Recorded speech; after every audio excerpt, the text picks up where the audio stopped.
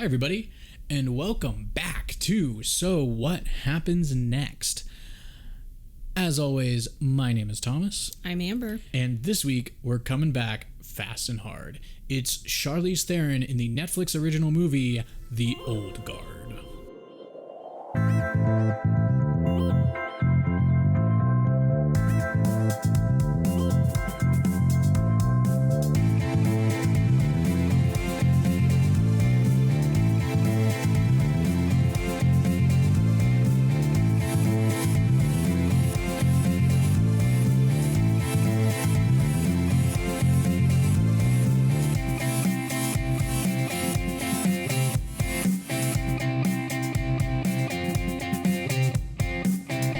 So how you doing today, Amber? Doing good. Yeah? So, sorry for the prolonged delay, everybody, listeners at home, or wherever you may be. Yeah, we had to take a break. You know, I'll be straight with you, burnout is pretty real, and we were grinding really hard on getting these episodes out when we could. And, you know, it was as best we could do, and then with everything going on in the world today, it really piled on. We had to take a break and kind of reassess sort of how we wanted to do everything. So, you know, going forward, our plan's kind of like, we're still going to be doing episodes. We're also still going to be doing small screens, but we're going to be kind of like alternating between the two because we've realized that it was a lot to be doing like full-length episode and then a small screen segment each week. And, you know, as much as we'd love to give more content, we also work. I mean, it'd be cool to do this full time, but, you know, we're not. So it's kind of what it is. But we really like doing small screens because it lets us get to talk about stuff that we don't normally get to talk about because we've already seen it. So we'll be alternating. So like this week, obviously you're getting a full-length episode. Next week, we're going to do, small screens, which will, let you know at the end of the show what that's going to be. And, we're just going to kind of alternate from there, as we go. And we hope you guys still enjoy. We hope you guys are still listening. Again, sorry for the delay. Definitely wasn't a week. And we also know that this isn't a Five Bloods. That one kind of fell off. We tried watching it. We weren't really into it. And it just kind of fell away from us. And we realized the whole point of this was to do movies that we could have real solid opinions on that we liked watching.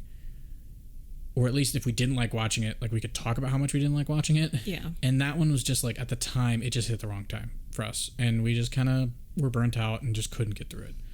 So we decided, clean slate, let's just hit the ground running. And this movie happened to come out pretty recently. So why not? We definitely haven't seen it. And we've been hearing some pretty good things. So,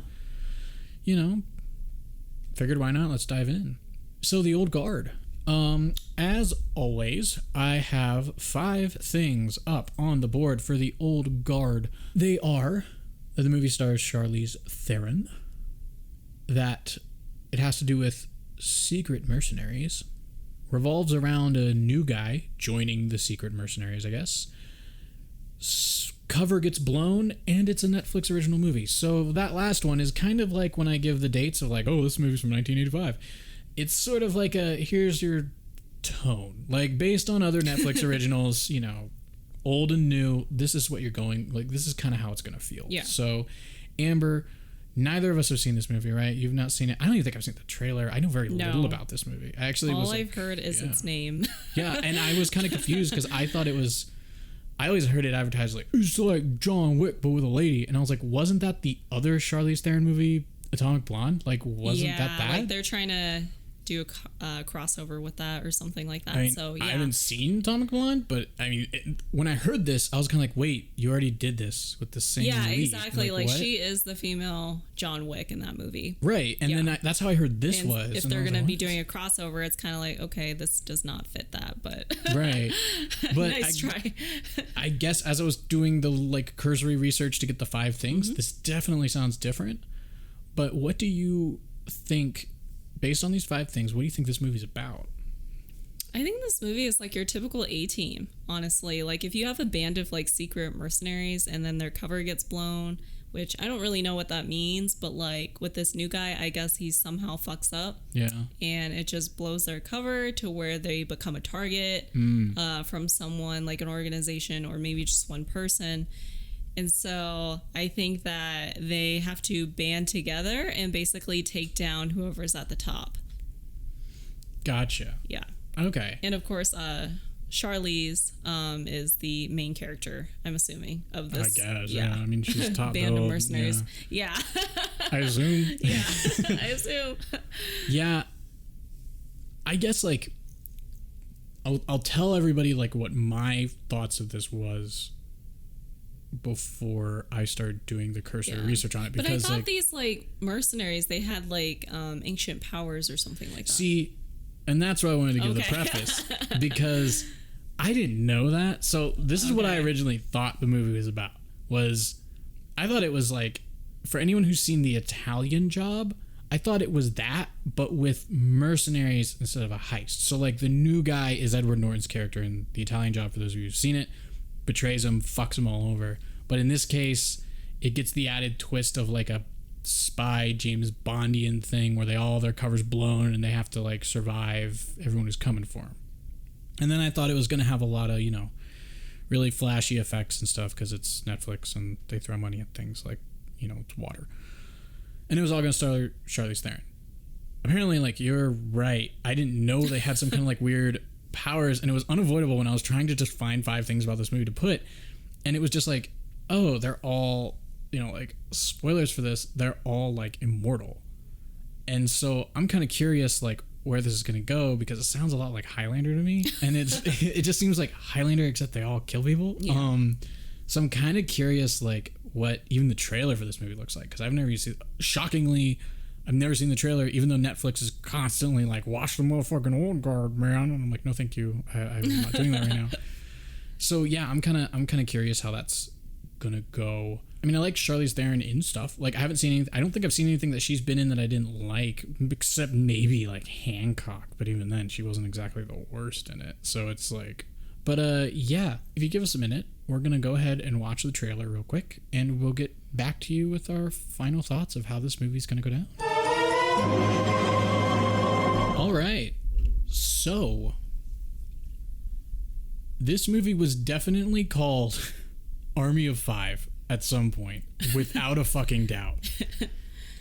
The way, so the trailer basically shows, like, this new, they meet this new girl. I guess I shouldn't say new guy. That was assumptive of me, but there's like Charlize Theron leads a group of immortal mercenaries who, it's kind of, this movie doesn't seem like it quite knows if it wants to be the mystical, like, mercenary group that directs humanity towards better things, and like works in the shadows to do it, or if they're just like a ragtag group of immortals who do shit for hire. Like, it's kind of both ways, and I don't feel like you get to be both. Like, you kind of one or the other here, guys. Sorry. That being said, like, the whole Army of Five thing is because there is a, like, beat dropped when she's like, whoa, we're like an army of 5 or something like that. And there's like a hard beat where it's almost like everyone's looking at the camera like, we said the title. And it's like, you didn't say the title. The title's not that anymore. It's the old guard. I'm sorry. But Amber, what do you think of this after seeing that trailer? Yeah, I don't really know what to make of it because, like, everything I said, it seems to fit. Besides the fact that, yeah, like you said, I just don't understand, like, who, if they are immortal and they've lived throughout the ages of, like, humanity, like, who were they then? Like, where did they originate? And maybe they'll go over that. Yeah. Yeah, just, like, I guess having this new person come on who also has the same power as they do. Yeah, they really gloss over that. Yeah, they do gloss over that. And I'm just like, how did they figure that out, though? Well, which I'm sure they're going to go over. I hope so, because it's like, oh, we got another one. We got another immortal over here, everybody. Hey, they got to join us, right? Okay, cool. Well, okay, cool. Like, is that to imply there's other random immortals just kind of hanging out? Yeah, like, is this like X-Men? Yeah, like, that's a great point. It's like, is this like X-Men where there's a lot of people with superpowers and you gotta hope you find them all, but you might not? Like, also, what happens if you decapitate someone? Totally, always a valid question when immortality is thrown around. Like, so to clarify, it looks like their immortality based on the trailer is that kind where, like, you get shot and you, like, Wolverine heal, which, like, cool, that's always fun. But what happens if you, like, lop Wolverine's head off? Is he gonna stay dead? Like, yeah. If Wolverine Origins is to be believed, no, he'll come back to life. But they are, like, in all the years of living, you're telling me they were never once beheaded? Yeah, like we literally just saw them being hung and then put in an Iron Maiden. So yeah, at some point you gotta hit. You either will survive the beheading or like that, and then what happens like to your severed head? You know? Is exactly. Because they so many questions. You know, just cut you into different pieces, scatter them all over, and you technically would not be able to. You'd be alive, but like. In that case, what part of you regrows? Because clearly, if you get your head cut, and you know, this movie, at this point, everybody, this movie's clearly not going to fucking like answer these questions. But if you're immortal and your head gets chopped off, does a new body grow from your head, or does a new head grow from your body? And then in that case, if you chop somebody up in a bunch of little pieces, which one of those pieces gets to be the new person? Because something's got to happen here. Or is this a situation where I got to put my head back on? Both my body parts are working. Like, what's up with this? It looks pretty action-packed.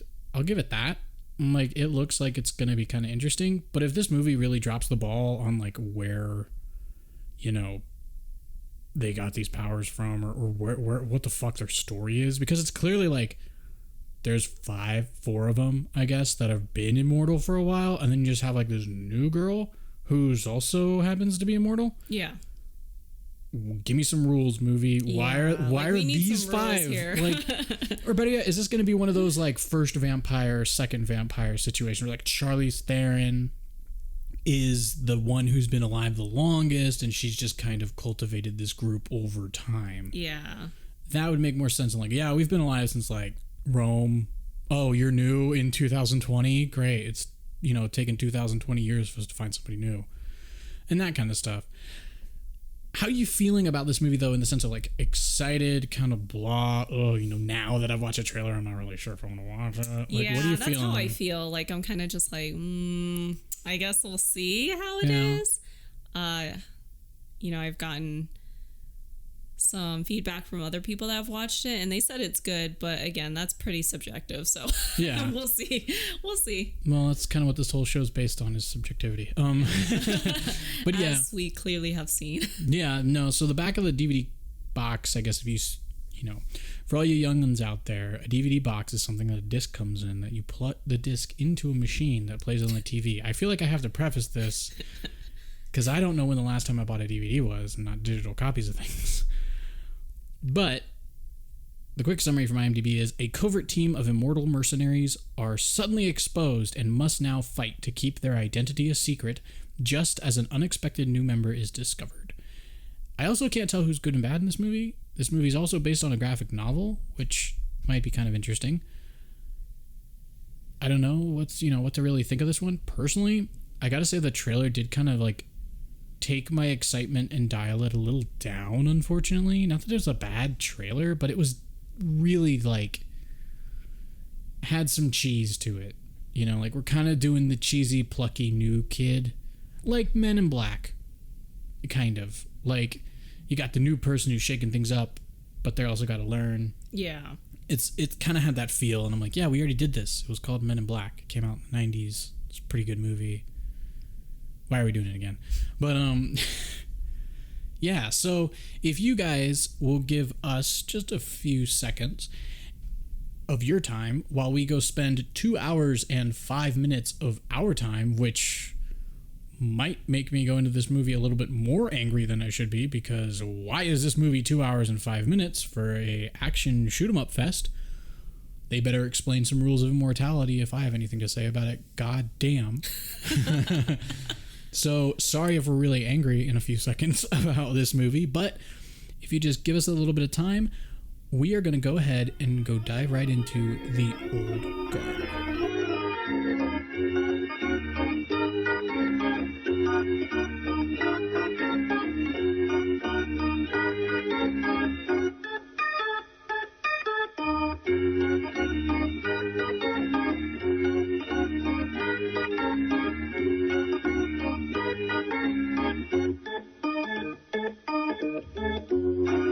So we're back. Amber, what are your Go ahead. We regret to inform you that it was a complete waste of time. Wow, was it ever? So that answers that. What was your opinion? Yeah, I mean, like, we can dive into it, but overall, like, straight up first impression out the gate of this movie is like, it is really great action sequences. I think, like, it had some really cool action, like, but at the end of the day, it was kind of like a video game, and it really lacked a plot. Yeah, it lacked a plot, and then you didn't really get to know a whole lot about the characters. Yeah, especially with Charlize Theron's character, who did, I have to say, like, the actors in this movie, they all did a pretty stellar job. Like, even, well, you know what? Let's just start at the top. Okay. We'll get into each one. So first off, the first note I have is that this was based on a book. Oh, which okay. I haven't looked into the book. I haven't, like, gone diving around for it or anything like that. But what the hell? Like, this is a book? I can't imagine this being a book that does nothing more than describes action sequences. Yeah. But okay. We have, I would call just a sin in fucking, he's putting the sin in cinema here, is it's like, we start at one point in time, and then we back up, and then set up the cold open that you already saw. Which, it was really short, to be honest. It was too short to be, like, cold open. Yeah, the cold open of this movie is everyone's dead on the floor, and Charlize Theron is kind of just apathetically, I'm so tired of this. And then it's just, like, back of 72 hours or something like that. And they meet Chiwetel Ejiofor, and he's like, there's these people kidnapping kids or some shit. He's like ex-CIA or something, and Charlize Theron's like, we don't do fucking repeat jobs, but they do anyway because of the kids. And so they go in to save these kids. It's like this mercenary group, and I know that this is very like, wait a minute, Thomas, Amber, why are you, who are these people? What do they do? What's their shtick? Yeah, I don't know. At this point in the movie, you don't know. Yeah. We watched the whole thing, and I'm still not 100% sure. Yeah. Like, I feel like they missed a lot of things that might have been covered in the book. Yeah. I think the only, like, really backstory we get, again, is on Charlize Theron's character. And even then, it's more the people she interacted with over the course of her life. Which I'm assuming she's, like, 1,000 years old or something like that, from if not how more. They've traced her throughout history. And I'm just kind of like, okay, but what about everybody else? Like, where did they come from? I was hoping there'd be, like, a little snippet of, like, how they came to be or whatever, and possibly how they gained immortality. But you don't get that. Yeah, it doesn't really make any sense, because they kind of introduce, like, based on the trailer and everything, like, they're immortal. And, like, my first gripe, really, with this whole thing isn't that you have this, like, wicked short cold open, and then we go back and then set the cold open up and then do it again and then get into the movie, because this movie's, like, 2 hours long, and you could have easily just shaved all that off by not doing this crap. But it's the fact that, like, one of the immortal guys is on a moped, and it's going back and forth between him driving this moped in Morocco and Charlize Theron walking down a street. And it's like trying to give the impression that he's chasing her, maybe. But the problem that I have is it's like he's barely going faster than the people walking next to him. I'm like, can't we do like an intense, like he's moving faster and he's behind her or something? Instead, he's like zipping around on this little moped at like 5 miles an hour, barely able to keep balance because he's going so damn slow. But yeah, so they're just like dealing with the CI guy. They go out to their thing, and it's like clearly like they're immortal and shit, and they have this problem and whatever. I would bet that she's a little bit more than 1,000 years old, though, because this bothered me a lot. Like, historically speaking, it was stupid, because they're like, how, when you meet our kind of audience character, Niall, it's like, how old are you? And Charlize Theron's like, I don't remember. And I'm just like, what? And they keep calling her like Andromeda, and that was, like, the or something. First thing, yeah. They're like Andromeda the Scythian. So. Yeah.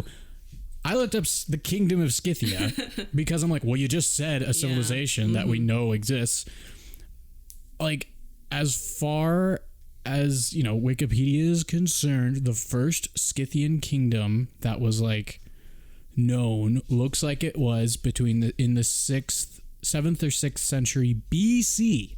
So that would be like 2,500 to 2,600 years ago or something like that. She's got to be in the range of that, like no greater than 2,600 years ago is how old she is. And that would be like dead on with the first like Scythian kingdom.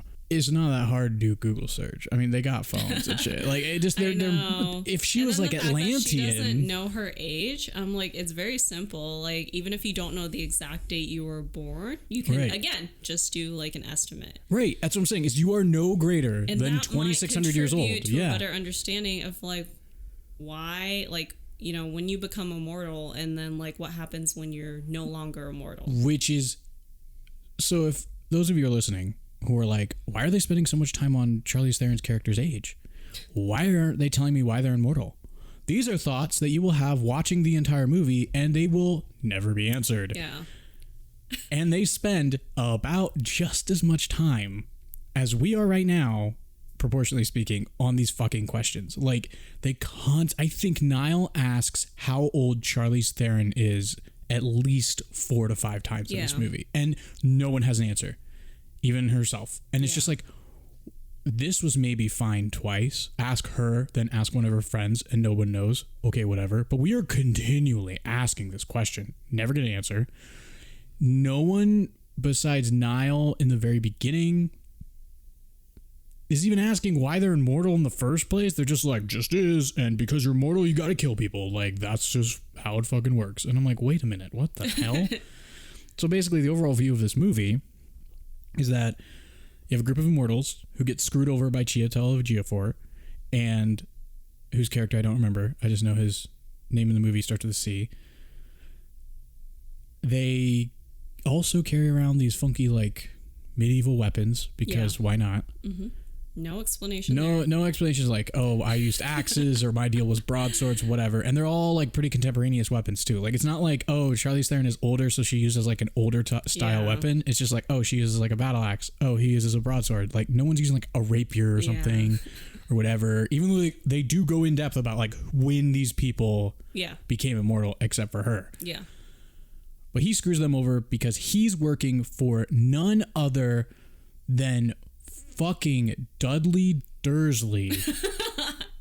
Holy shit. This is the biggest mind blower of the fucking movie. And you can take that to mean whatever you want.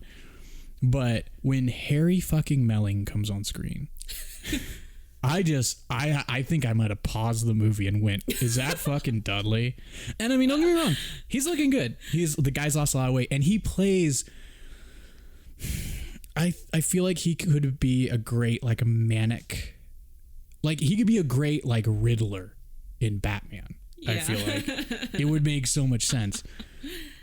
Yeah, he definitely plays the asshole really good. He plays like, this ass, from Harry Potter to he plays an asshole, like, pharmaceutical guy. Yeah. Who I guess convinced Chiwetel Ejiofor that he can take the old guard crew's immortality so that people like Ejiofor's wife don't have to die of cancer. Yeah, it's to revolutionize like cancer treatment, basically, but so that people don't have to go through. Yeah, but it's not. Chemo. It's all about the money, and I'm like, how did you not get that? That was a factor. Like, it's dude, like, what the fuck? Big pharma. He's also like, this is the problem. Is it's not like I'll argue that like Venom does it a little bit better, right? Like, which is, I can't believe I'm saying that. But the thing that surprised me the most was how ruthless like the scientist was too, because like in Venom, like the scientists were just kind of like, oh yeah, because in Venom, this violates ethics. I can't believe that we're having this conversation. She's just like, yep, we're just gonna like. I can't believe that this is our conversation right now. It's like Venom, of all movies, Venom did what the old guard was doing better. Like, the asshole Elon Musk archetype dude from Venom kind of starts out all altruistic, but he's still a businessman. Yeah. And then you have like Jenny Slate's character, who's kind of like that head scientist who's helping him figure. Spoilers for Venom, by the way, if you didn't see it, it's, you know, whatever. It's not terrible. Like, it could be a worse movie, but Yeah, they're like, oh, we got to use these symbiotes. And it's like, you just swap out symbiotes with immortals and you have this movie and dial everybody up. Because, like, the woman in this movie, who's the Jenny Slate of Venom, is just this ruthless German woman who's like, I just believe that we should, like, make people live forever because the morals don't exist or something like that. Yeah, but she also wants like a Pulitzer Prize for it. Yeah, she wants the fame, and then Dudley just wants the money. But the problem I have is it's not like in Venom where the bad guy is like, at least starts kind of nice. Like, he's nice to the girl, he's very inspirational, he has his drive, and then quickly turns to be kind of like, I'm all about this profit or the fame or whatever. Yeah. Dudley is a piece of shit from the start of this movie. Like, does not care. And it just baffles me, why the fuck does Chiwetel Ejiofor, an ex-CIA agent, not pick up that maybe this dude is not as altruistic? Like Pikachu surprise. Yeah, he's just like, what? You're only in this for the money? And I'm just like, what? Wait a minute. What? Like, at the very least, you had to have calculated, there's going to be profit in this. Yeah. Someone's going to be about that profit. Yeah, not only that, but people are going to get hurt. Which, again, he's like, you said you don't need them. You just need to take like little samples. Like, nope. And for some reason, Dudley's like, nope, give me all the immortal guys. Like, just give me them all. I don't want other people to get them. And I don't know, business. Then we'll get, of competition. Competition. And I'm like, what the fuck is this movie? And it's just like, this movie is just so, it takes a long time to get going with whatever the fuck they intend to get going with, but at the same time it giddies the fuck up really fast, because the minute they're like, Ejiofor fucking betrayed us, we have to get away, we have to find him and kill him because he's a loose end, and I'm like, oh, that's the movie. But then you meet Niall, who I think this is probably the best move. We cut to Niall, which I really think should have been the beginning of this movie. If not the whole Morocco sequence, that should have been the beginning of this movie. But now we're jumping all over the world in this movie, and we go to Afghanistan, where you meet Niall, who is a Marine in the American military, and they're hunting, I guess, a terrorist. Yeah. To go into what they're doing is, like, there's these terrorists, and they're basically using the women and daughters as shields. Yeah. And hiding, and it's like only women in this village. So Niall and her team find the guys. Niall shoots one, and then as he's dying, they don't want him dead. They want him captured alive. Yeah. And he slashes her throat. And it's like, kill shot. She's dead. Yeah. Like, she's not coming back. But she lives. Yeah. And it's like, whoa. And that's where my next problem with this fucking movie comes from, because it's like, her Marine buddies are all like, what's wrong with you? Like, you're a fucking freak. I know. And I'm like, no, you have like, reaction would have been different. Like, oh my God, just we created a super soldier finally. Even then, I would just be like, I don't even know if it would be that. In my mind, at best, I'd probably just be like, you know what? My friend's alive. I'm not going to question why until this becomes a problem, but I'm going to keep my eye on her, but I'm not going to be a dick about this because, as far as the military is concerned, this is kind of useful. You have basically exactly. Like Wolverine without the claws who can do whatever they want. But Niall freaks out and she gets kind of excluded from the group. And at this point, Charlize Theron and the gang, like, all... Have you watched Sense8? You remember the television series Sense8? I've heard of it. For those of you listening who've watched Sense8, personally, I think it's a pretty good show. Like, it was very emotional and it had a lot going for it. It also did this thing better. Was they basically sensate each other of when a new immortal appears, which they never explain why this occurs. They never explain why they're all linked and why the fuck immortals happen in the first place. But they're like, oh, there's a girl. There's another one. Like, no, it's been 200 years. It can't happen again. No, we got to go find her. And they're like, okay, you guys go find Chiwetel Ejiofor. I'll meet you in France.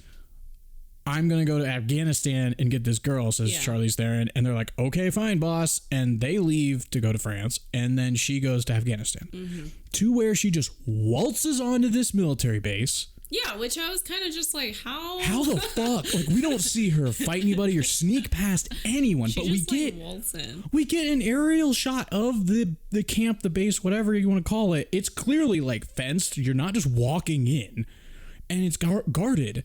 And she just like walks in and then like beats up two guards and takes down Niall, and then takes Niall to like a drug runner plane or some shit. And the whole, like, she shoot it. This is where I was like really hoping the movie would pick up for me. Because Niall, like, is in the trunk. First of all, she steals a fucking, like, Humvee. Yeah. Which, again, I'm like, these things gotta be tracked or something. Like, they know where it is. She's driving down and, like, Niall, like, throws herself out the trunk of the car and she's, like, rolling around the road and, like, Charlize Theron's like, and I'm like, classic immortal shtick. Like, everybody can't die here. So we're just kind of sighing. We're apathetic about this. Okay. Like, maybe this movie can come back for me. She gets out of the car and Niall's like, you know, fuck you, starts running away. And Charlize Theron just sighs and like shoots her in the head. And I'm like, and I said audibly right before she, I'm like, man, you're immortal. If she doesn't just shoot her, then like, this is really dumb. And she just like pops her in the head. Niall goes down and of course heals and then gets back up. She's like, you shot me. And she's like, yeah, you know, see how that worked out? Like, fucking A. She stabs Charlize Theron or something. And she's like, God, son of a bitch, that hurt. And I'm just like, this is what I want in my immortal movie. I want a clear, like, we're doing this stupid, like, I can stop you because I can basically just kill you and you'll come back. It's kind of like Deadpool, but not as, like, jokey. Yeah. And then it just stops being, it's like Niall can't comprehend that they're immortal and we're on this plane. You know what would be really cool, what they should have done or what they could have done? So, I don't know if any of you have seen Happy Death Day. I haven't. But it's basically like this girl going through the same day. It's Groundhog's Day, basically, but it's a horror movie. Oh, God. Yeah, and so the killer keeps killing her, like, every day, and she has to figure out who the killer is. But, like, her body, of course, is sustaining all of those injuries, and she goes to the doctor on one of those days, and he's just like, you've been stabbed, there's, like, gunshot wounds, like, what the hell? Oh, whoa, so she still has the wounds. Yeah, and I was just like, that would have been cool if they kind of did that to her as, Charlize Theron, as she's like, you know, losing her immortality. Yeah, like, so that's what happens next, by the way, is you find out that the immortals aren't really immortal. That's why, like, oh, they lose their immortality. I don't really know, but it would have been a cool, like, idea. It would have been something, but it's like, basically, after, I'm just gonna keep fucking moving. We're just gonna plow through this movie because, like, we spend so much time fighting each other and dicking around until we kind of get some exposition on like who everybody is. We learn that like there's these two guys who are a couple who are part of the team and they were both on the opposite sides during the Crusades and they like have been together since the Crusades, which is when they became immortal. And then you learn about this other guy who's like fought with Napoleon and he was like the most recent one.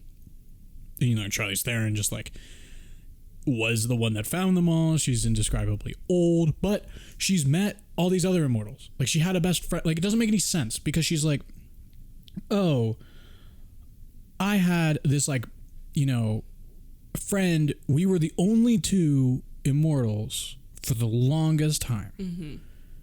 We were a team. And at some point during the witch trials of it, like, you know, 16th, 17th century, they catch them and then they split them up and they drown the woman, her friend, not Charlize Theron. Like they put her in an iron coffin and chuck her off a boat.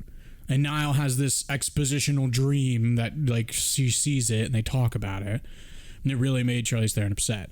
But then at the same time, you learn about another immortal that was around before this. But when Charlize Theron and this other woman were together, supposedly alone, and he's like an immortal who died. Yeah.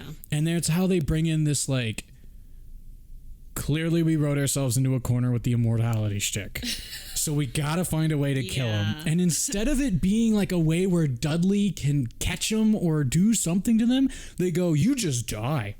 Eventually getting shot, it actually just kills you. Like you just stop having immortality. You basically just stop. And it's like, you don't know until the next time you get killed. Yeah. And it's like, they're like, yeah, it's just the way it is.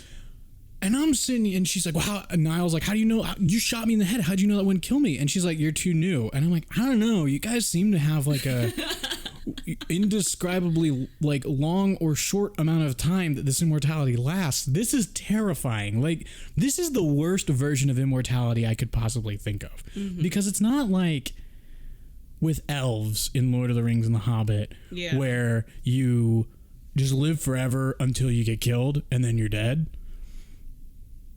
And it's not like Wolverine, where eventually it slows down and you're like, oh, it's coming, age, right? Yeah.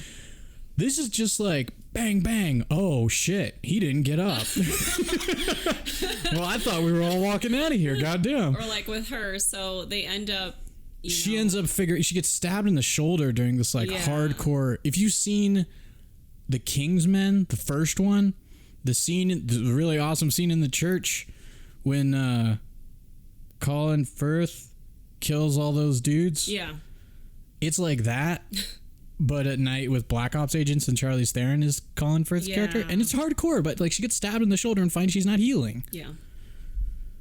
And so she has to basically goes to this local convenience store and she, has this like moment with a mortal human, a mortal woman. Oh, man. And, they're being really nice to each other and stuff. And I thought this was going to develop into something more, like a relationship or whatever.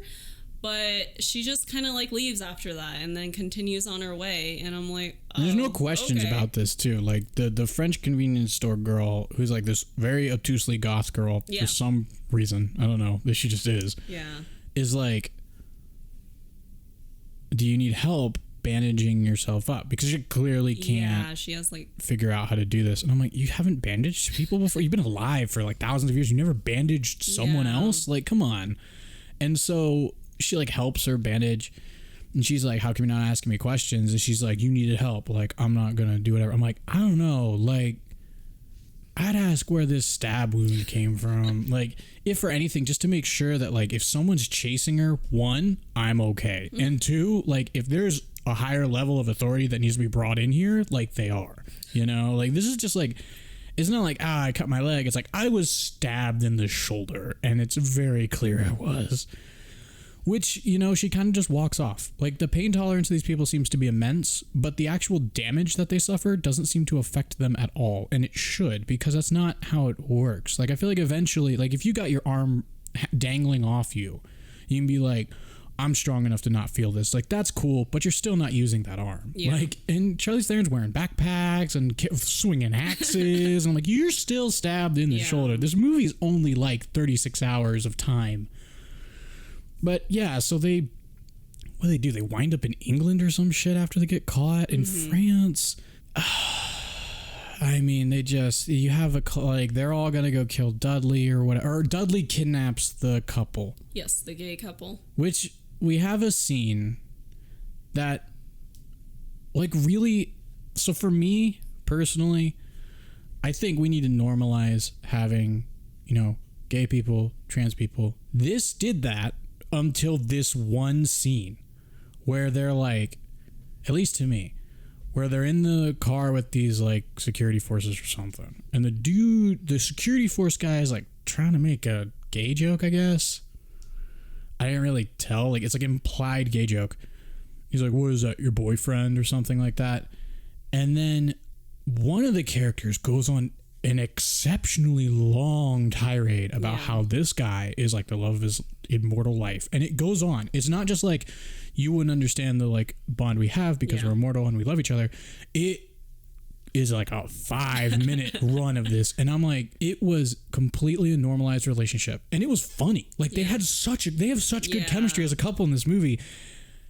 And then they just start smacking you over the head like, if you didn't realize they were gay yet. And I'm like, guys, come on. Like, it was fine. There was like, you should have something there where he's basically like, fuck you, you would never understand this. But like, it just really got to the point where I was like, okay, this is absurd. Like, it can be anybody saying this is a little absurd. And then it's just over. Like, that's all we spend there. And then afterwards, I think they beat the shit out of the two immortals beat the shit out of all the cops. They killed them. Or something. Yeah. And they open the doors and they're just sitting there handcuffed. And I'm like, that would have been great. Yeah. If like, he said something like, you would never understand. Like, we're immortal and I'll love him till the end of time. And then the dude just like, all right. And then, like the F word here. And then it just like, he just like shakes his head and smiles. And then the next scene, you open the doors and they're all fucking dead. That would have been great. Like, that would have been a great beat because you emphasize the fact that they love each other and that it's real and it's not just some bullshit. You emphasize the fact that this guy's a piece of shit for calling him out, trying to call him out on it. And then you also get the fact that they killed all of them with their hands tied behind their back. Like, all in all, I feel like that would be like a cool bit. But instead, it's just, let me yell for a minute, and then, no, look, they're dead. Like, I don't even think we get a scene that, like, fades into them actually fighting. It's just like, so fuck you. And then it's just, okay. And then they're dead. And I'm like, well, all right, what the fuck? But yeah, so they have to go save them. In England, I guess, because this movie had to go like 8 different places before we get to fucking England. Niall doesn't want to be an assassin, and attempts to. Well, she wants to be with her family, and Charlize Theron is like, you can't really do that if you're immortal because someday they're gonna notice like you're not aging, which is a problem. Well, and then like Niall's logic was that, well, it won't be immediately that they notice. Yeah, exactly. But it's like eventually they'll notice. Like, and like you're in a position where you just kind of have to say something. You can't just like go ghost. I mean, I guess like in that instance, I would like fake my death. Like horrible car crash. Maybe have Charlize Theron or someone find me dead. It's not that hard in the military. It's like, just disappear. Yeah, you got killed. Have a bomb go off in a building, and you just don't come out. Yeah, and everyone thinks you died in the line of duty, and you just leave and live your life somewhere else because like that's all you can do. Instead of this, no one's looking for her. She's like, everyone's gonna think I'm AWOL. I'm like, no one's looking for her. This whole movie, they never actually deal with like the military going and trying to figure out what the fuck happened to Niall. No one calls her. You don't have anything happen with her family. It's like she keeps saying she has a family, and we see them in iPhone pictures, and like we don't even deal with that emotional bridge. Like, we're not even talking about that any more than like, oh, I wish I could see my family. But of course, like, Charlize Theron gives her a gun and is like, if you're gonna go ditch the car and the guns when you get here. And she's like, okay, fine. Leaves, figures out that the gun that the French guy gave Charlize Theron, who Charlize gave Niall, wasn't loaded. And that's like, oh shit, this is a double cross. And then it's like, oh shit, this was a double cross. They find Chiwetel Ejiofor, basically tricked them. They capture Charlize. Dudley comes in with his goons. They capture Charlize Theron. They capture the French guy.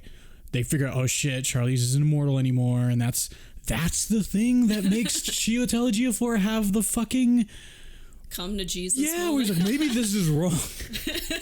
Wait a minute, she is gonna die? This is bad now. Yeah. And it's like, this was bad before, dude. Like, what the fuck? They're immortal, not like indestructible. This isn't like Superman, you keep trying to poke him. And it was just terrible. It was just stupid. And like,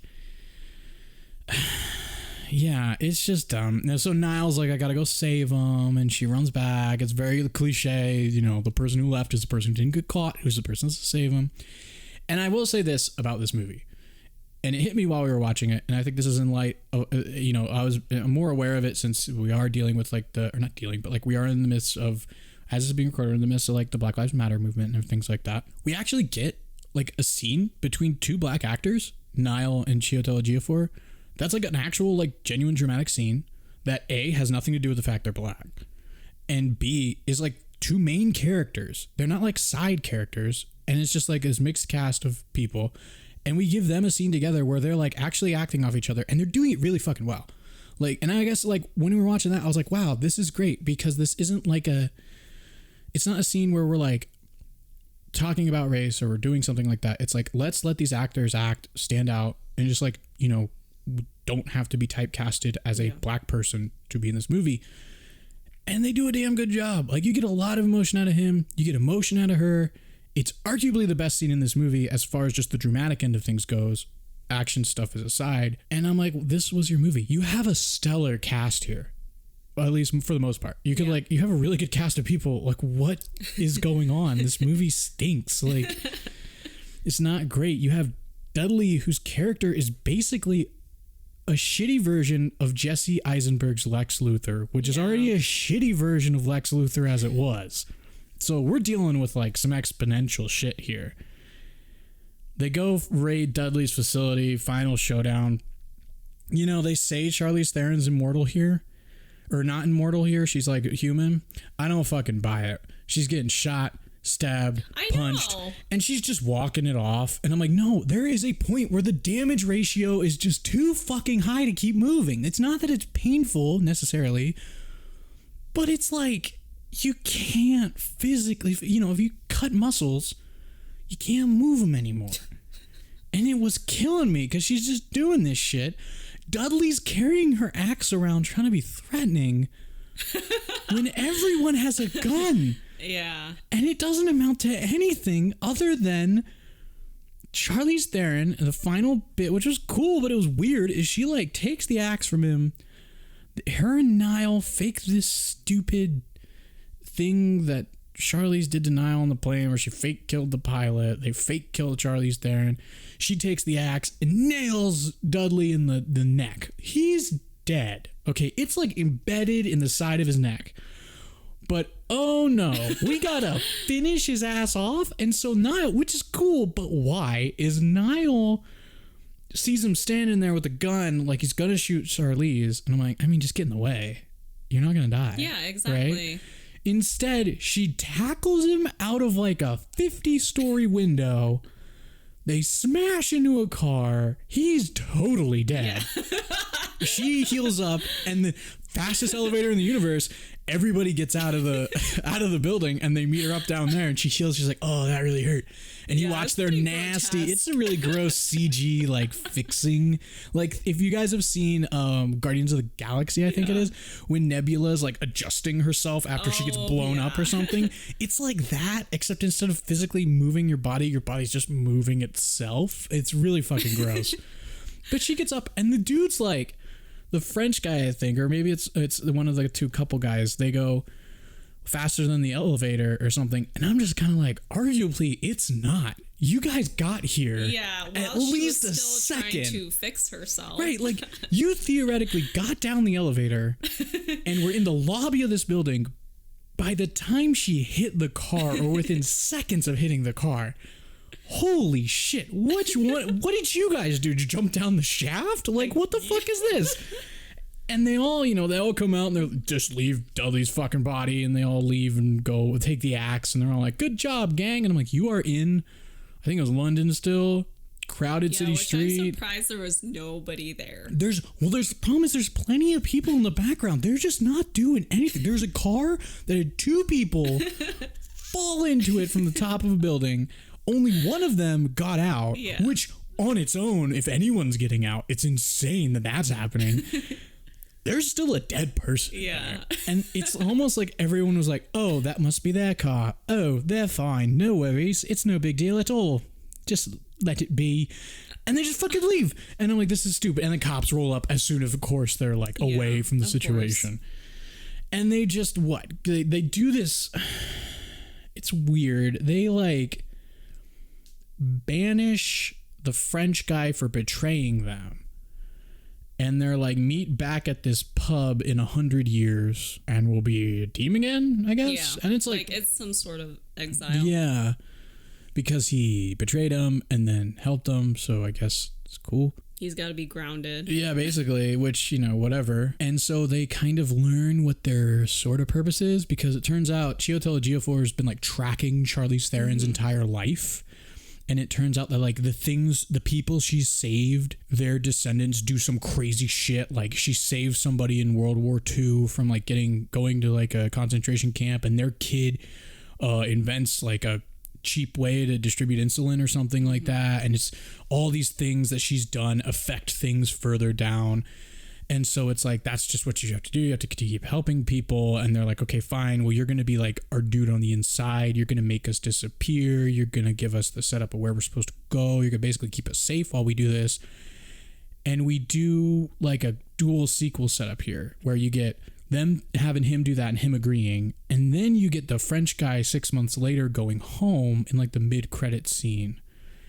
And if you forgot, like we did, that woman from the 16th, 17th century who drowned in the ocean forever and kept drowning for the rest of her life because she's an immortal, somehow escaped and somehow got into this dude's apartment and is like, what's up, dude? It's good to meet you. And I'm like, okay, why couldn't that be the movie? Like, they set up this sequel where they're like, because they say earlier, like, oh, you'd go insane. Mm-hmm.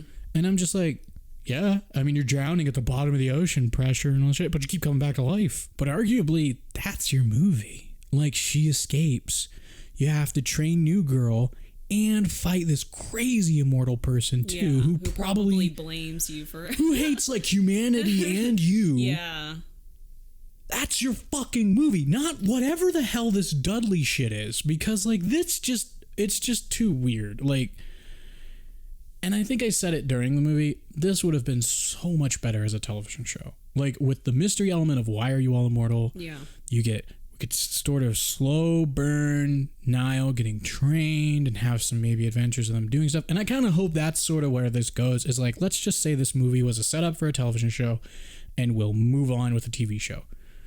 I don't think some of these actors will do a TV show for Netflix. I think Charlize Theron is way too high profile to do a TV show for Netflix.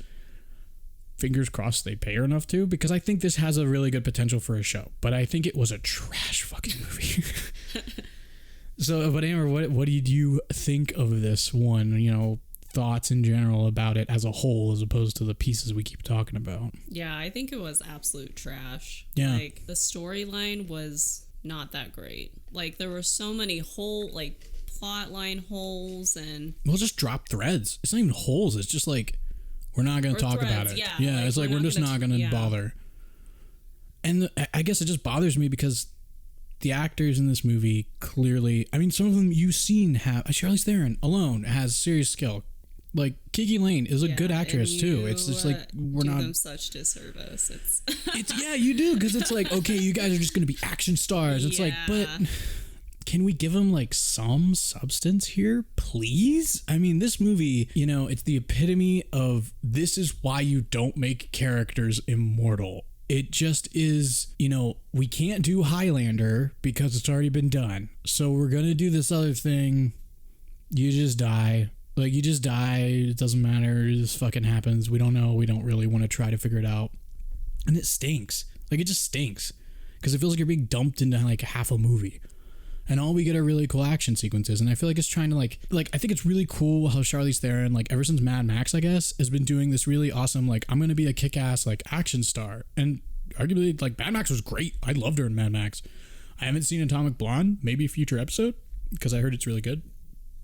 But this, I'm like, really? Like, we saw her in Mad Max Fury Road. We can't even get a little bit of that? Like, come on. And I mean, it's cool that she's beating all these guys up. Like, come on. Yeah, I know. And, you know, there are a few plot holes. Like, if she really is becoming mortal again, that whole fight sequence in the church with all the people, and she kills them all and gets stabbed, it's like, she should have one or two more wounds than that. Because theoretically, what did she, like, lose her immortality mid-fight? I guess so, but what? Why? How does this work? But yeah, I'm not the biggest fan of this movie. What would you give it out of our standard 10, Amber? Like, if you had to give this movie a rating? Oof. It'd have to be like a 1 or a 2. Really? Yeah, damn. It's really bad. Yeah. I think I would give it... I'd probably have to give it something in the realm of maybe a 2 or 3. And that's really just because the action scenes were good to me. Like, they were cool. Like, it had some cool action sequences. The way that they used their immortality in a couple scenes did kind of save it from, like, when she shoots Niall, because it's like, why would I go chase you down? Like, I can just shoot you and you'll get back up. It's no big deal. Like, things like that, I'm like, okay, at least you understand that your characters can't die. We're not treating this like, oh my God, what if you get hurt? It's like, who gives a fuck? But the, like, plot where it exists, the whole just, we're not going to tell you anything about how anything works in this whole fucking world, and then we're going to set up what will probably be a way better version of this fucking movie as either a sequel or a TV show. It just felt like a slap in the face. Like, this movie just felt like I really wanted to see some kick-ass action. Yeah, and I had heard good things about it from other people too who had seen it. I mean, so it was definitely like, it's disappointing. Yeah, disappointing. And I mean, it's disappointing because, like, you hear about, like, Atomic Blonde was really good, and then you get kind of like the this is like John Wick, but they're immortal. And I'm like, that sounds kind of fucking hardcore. Like, holy shit. It's not like John Wick has the most elaborate plot in the world, but like, this just didn't have it. It was like, we want to have an elaborate plot, but we don't have enough time to do all the action sequences we want to do and set changes that we want to do. So just imagine it. And I'm like, I almost would have preferred like the 2.5 hour version of this where they explain this shit to me than a 2 hour like we're beating each other up sequence thing. And I'm just, also, why are we in Morocco and then Afghanistan and then France and then England? Like, just pick two. Be in Afghanistan and England. It makes perfect sense. It's like, what the hell? But yeah, I think I give this movie like a 2.5. I don't think I can push it all the way to 3. Do you have any idea of what this, what the Metacritic score for this movie is? Oh, it's got to be like 30%. It is 70. It's a solid 70. Really? Because Metacritic has given lower ratings for movies we thought were I know good. It's baffling. I feel like Metacritic might even be inaccurate. I'm like, what were you watching? Yeah, I kind of don't understand like what the deal with this is, but yeah, it's you know, one of the reviews on IMDb is boring and cheap looking, and honestly, yeah, I could agree with that. It's kind of a dull movie that I kept wondering when it was going to be doing shit. I took like timestamp notes. Like 33 minutes, 50 seconds into this movie, they finally start to kind of say what the fuck is happening as far as the immortality is concerned. And we have been watching so much shit happen. Mm-hmm. At 23 minutes in, they're still not talking about what the fuck the deal is. So, I mean, we spend a long fucking time just watching immortal people do not dying stuff. And it's like, okay, cool. Why? Like, why do we care about this? What is the point? But yeah, would you now we've done movies that were complete garbage in the past, but some of them have a little bit of a watch value. So Amber, would you suggest, despite your rating, like, would you suggest people watch this movie? No. Yeah, just straight no. Would no. Don't even bother because you're wasting your time. Yeah, I think this has to be one of the few, if not the first on the show, where I say the same.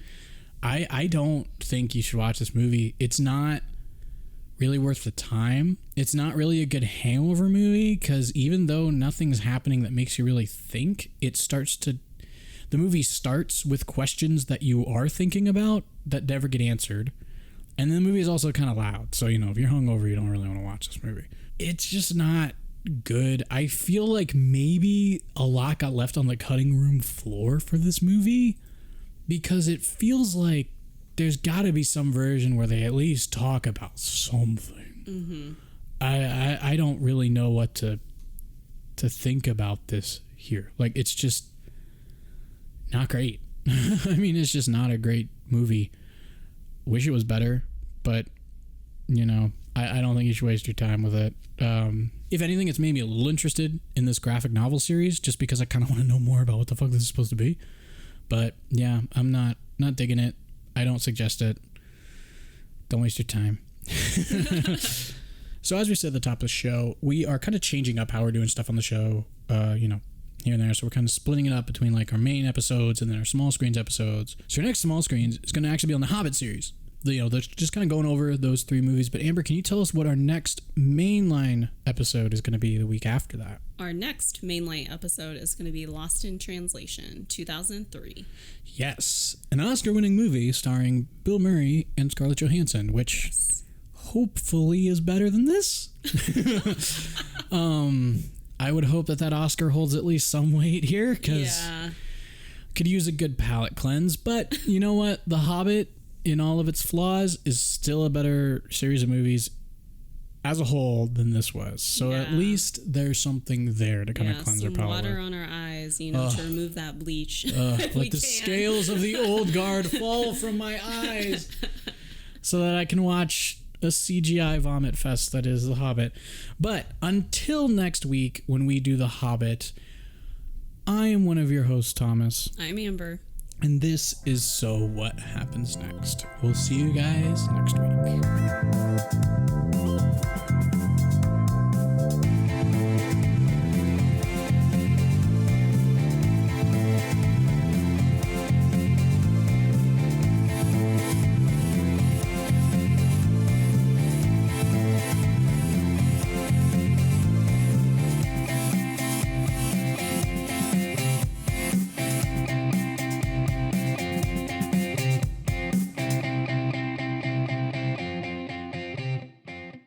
Okay, you know, I wrote myself into a corner with that whole immortality thing, pretty much regretted it immediately after.